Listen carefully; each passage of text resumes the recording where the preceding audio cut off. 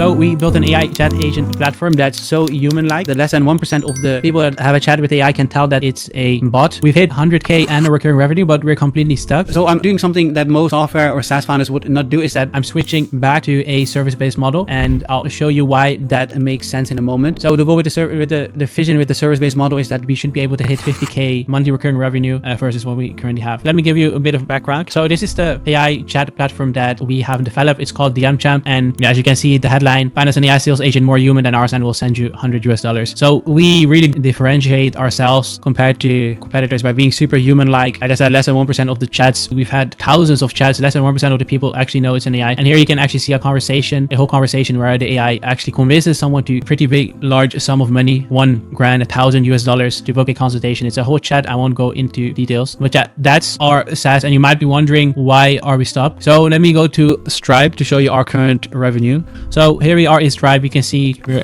about that 100K annual recurring revenue. This is the last 12 months, which translates into 6K monthly recurring revenue. This is made up of two sources mainly. So the first one is AppSumo. We did an AppSumo launch a long time ago now. So let's see, we still have it here. So here we have it, the AppSumo launch. You can see 70 reviews, all positive. We had a pretty good deal. So yeah, you can see we had 300 orders, or 300 customers really.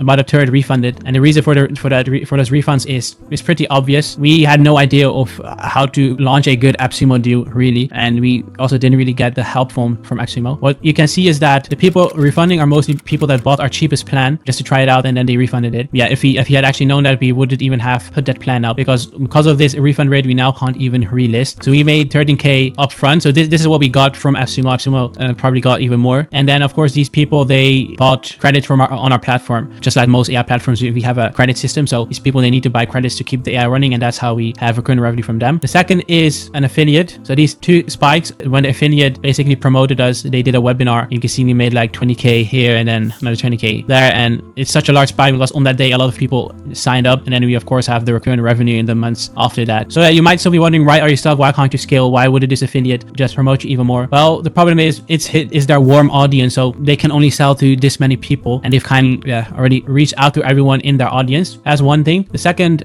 thing is, we tried our own methods. So we've used this platform, Instantly AI, to run cold emails. I used this platform back in the day as well when I was running an agency, and I was pretty good at it. So just use it again. I will say I now find that Instantly is very bloated. I'll come back to this later. We're going to restart with cold emails, but I'm not sure if we are going to use Instantly. But we use this. What we found is that it's just too much effort. The hours you put in replying to those emails, booking calls, to eventually closing for, what's the average monthly value that we're selling at? It's probably this plan. So for $100 or euros per month, you're putting in so much effort. Just looking at the hours you put in to get one client, you're just going way into the minus, and these customers eventually churn anyway. So you're not making any profit. The economics do not work for cold email. Then you would think, what about Facebook ads? Well, I actually have a lot of experience with Facebook ads. I've used them for a hair clinic called Fugenics.com. This is their website. I'm practically the CMO at this company. I've been running the ads for the past 5 years and scaled them to like 15 million revenue total. We spent about, I think, almost $1 million in Facebook ads with like a 10x return on investment. So I do know a lot about Facebook ads, and you can see there's a few ads running, but those aren't mine. That's someone else running them.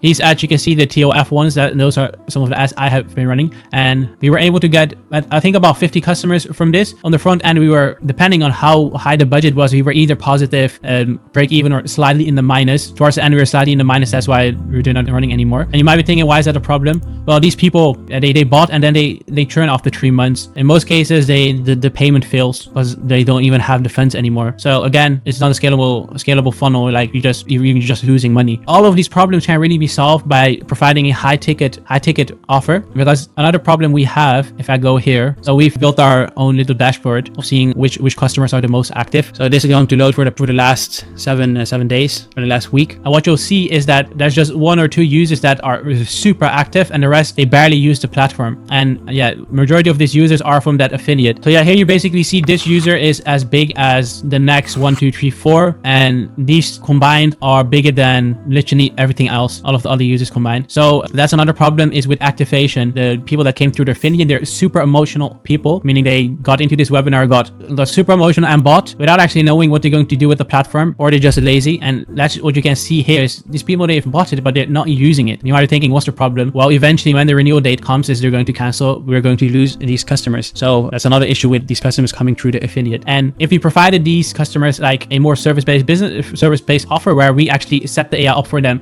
set the use case up for them, then yeah, they would get a lot more benefit out of it. The reason we don't do that is that our customer base is so diverse. So we got clinics, we got agencies, we got bike shops, we got something regarding feet training here, no idea what that is, which makes it like super hard to systematize a single use case that you can offer scalably. And yeah, once you get into the service-based aspect, you automatically have to charge more because otherwise it wouldn't make sense. So up to this point, that's really been the problem. I've been looking into like, how can we solve this? And there's literally only one thing we can do now for fast cash is to offer a high ticket service-based offering, our solution. And our biggest user, so it's a marketing agency. So they white labeled our platform.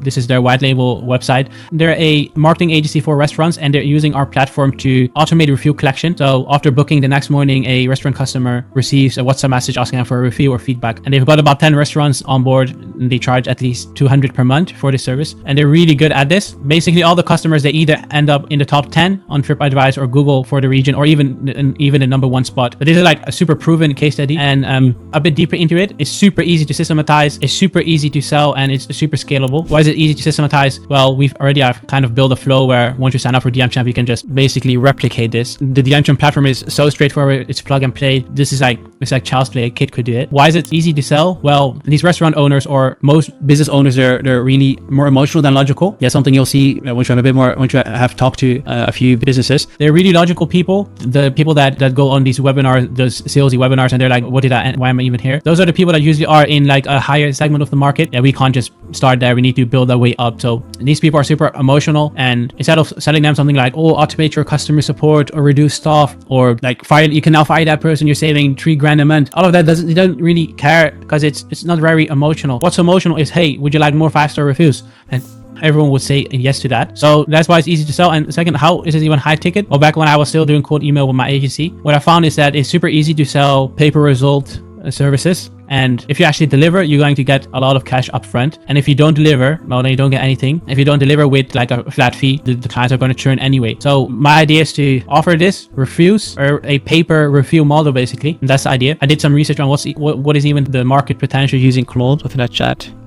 So Claude is overestimating a bit, I would say, but let's see. I will say restaurants isn't the best niche because their margins are just so thin, like it's single digits. If a restaurant is making 10K per month, their profit might only be 10%, is $1,000. So the profit will be less than $1,000, and they're not going to spend $1,000 on reviews. That just wouldn't make sense. But 16,000 restaurants, of course, you can't have all restaurants as customers. Let's say you get 1% of the restaurants as customers, which is feasible. There's agencies that have more than, actually we know an agency that has like 500 restaurants as a client. So 1% of the restaurants, that will be 160 on average. Here Claude saying this is the amount of customers they get per month. Let's just stick to $1,000 for easy math. Of course, not all of those people are going to leave a review. Let's say 10%. So 10% of $1,000 is 100. Do that times 160. So let me just grab the calculator because this is getting very complex. So times what was it? 100. So that's how many reviews we would be collecting. And let's say we charge like €5 per review. We're at 80K monthly recurring revenue. That's for one niche, not even the best niche, not even the biggest niche, in one of the tiniest countries in the world,